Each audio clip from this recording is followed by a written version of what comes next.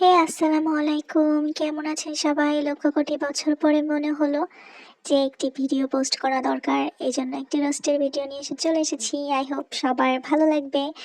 প্রথমে এই রোস্টগুলো আমার 1972 সালের কড়াইতে সুন্দর করে ফ্রাই করতে চাচ্ছিলাম, বাট হচ্ছিল না। এরপরে মনে পড়লো যে আমার একটা কড়াই আছে যেটাতে রোস্টগুলো সুন্দর করে ফ্রাই করা যাবে। তো সেই কড়াইতে রোস্টগুলো সুন্দর করে ফ্রাই করে নিয়েছি। ফ্রাই করার পরে রোস্টগুলো উঠিয়ে নিব। খুব একটা বেশি ফ্রাই করব না, খুব একটা বেশি ফ্রাই করলে রোস্টের ভিতরে মশলাগুলো সুন্দর করে অ্যাবজর্ব হবে না। এরপরে পেঁয়াজ বাটা, রসুন বাটা, আদা বাটা একসাথে দিয়ে সুন্দর করে ফ্রাই করে নিব। হালকা ফ্রাই করব, খুব একটা বেশি ফ্রাই করব না। এরপরে এর ভেতরে একটু লবণ দিয়ে নিব, লবণ দিয়ে সুন্দর করে নাড়িয়ে ছাড়িয়ে নিব। এরপরে রোস্টের মশলা, ঘরোয়া কিছু মশলা একসাথে মিক্স করে অ্যাড করে নিব। এখানে আলাদা একটা পাত্রে সব কিছু মিক্স করে, একটু পানি দিয়ে মিক্স করে তারপরে এখানে অ্যাড করে নিয়েছি। শুকনোটা দিলে পুড়ে যাওয়ার সম্ভাবনা থাকে, তো এভাবে দিলে বেশি ভালো হয়। এরপরে ভেজে রাখা রোস্টগুলো দিয়ে দিয়েছি। এখানে আমি ব্রয়লার মুরগি ইউজ করেছি। আমাদের বাসায় ব্রয়লার মুরগিটা দিয়েই রোস্ট খাই সবাই, বিশেষ করে হচ্ছে ছোটো বাবু আছে তো ও এটা বেশি পছন্দ।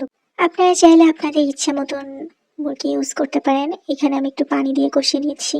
যেহেতু ব্রয়লার মুরগিটা অনেক বেশি মোটা মোটা থাকে, মাংস বেশির ভেতরে সুন্দর করে মশলাগুলো চায় না, সেহেতু একটু বেশি কষিয়ে নিতে হবে, একটু বেশি নাড়ি চাড়ে নিতে হবে যাতে মশলাগুলো সুন্দর করে যায়। একটু বারে বারে ঢেকে দিতে হবে ফ্লেভারগুলো যাতে মাংসের ভেতরে সুন্দর করে ঢুকে আর খেতে অনেক বেশি টেস্টি হয়।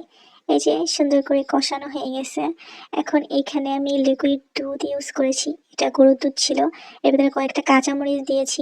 খুব একটা ঝাল দিব না, খুব একটা ঝাল আমাদের বাসায় খায় না, আর ছোটো বাচ্চার জন্য ঝালটা একটু কম ইউজ করা হয়েছে। এখন এটা সুন্দর করে বারে বারে একটু ঢেকে দিয়ে নাড়িয়ে চেড়ে নিতে হবে। সুন্দর করে নাড়ানোর পরে এর ভেতরে ভেজে রাখা বেরেস্তা দিয়ে দিব। বেরেস্তাটা একটু আগে দিয়েছি যেন ফ্লেভারটা ভেতরে সুন্দর করে ঢোকে। এরপরে একটু ঢেকে দিব। ঢেকে দেওয়ার পরে এই যে অলমোস্ট আমার রোস্ট রান্নাটা হয়ে এসেছে। কালারটা কত সুন্দর এসেছে, খেতে অনেক ইয়াম্মি ছিল। এখন আমার আবার খেতে ইচ্ছে করছে। রান্নাটা দেখে অনেক ইয়াম্মি ছিল, অনেক অনেক মজা ছিল। সবাই চাইলে এটা বাসায় ট্রাই করতে পারো। কেমন হয়েছে সবাই অবশ্যই কমেন্টে বলবা। আমাকে সাপোর্ট করতে থাকো, আমিও তোমাদের সবাইকে সাপোর্ট করার চেষ্টা করি। কিছুদিন ব্যস্ত ছিলাম, আবার অ্যাক্টিভ হয়েছি। ইনশাল্লাহ সবার পাশে থাকবো। আল্লাহ হাফেজ, ভালো থাকো সবাই।